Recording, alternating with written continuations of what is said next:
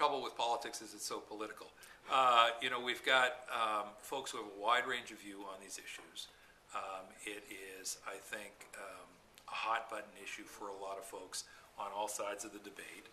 And, I know it's a little bit, general, but, the question is what's fair, what's affordable, and what's sustainable, not just affordable in the short term. And you get a wide range of views when you talk to folks. So the question is, can we find enough consensus? The process for a conference committee requires 5 votes out of the 6 to move something out of conference.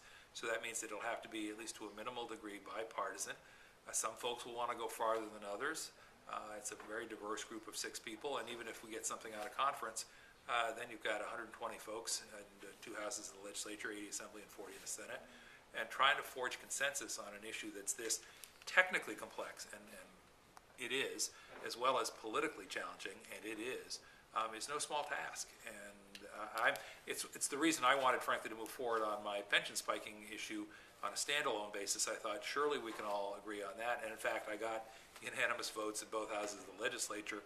We were stymied the first year on a procedural basis, and then last year the leadership said, why don't we look at the larger set of issues? Fair enough, important to do that, essential that we do that, but meanwhile we've got one piece of the problem that I think we could have just tackled and put to rest. Is there some urgency? One of your Palo Alto constituents said, as a question, he said, I'm for more money for schools. I'm for the governor's tax initiative, but I won't vote for it if there's not pension reform. Do you think that is a widespread representation? I think it's part of a larger concern that a lot of folks have, which is, look, if you're going to ask for additional revenue, then you have to make the case that you've used the revenues you have wisely.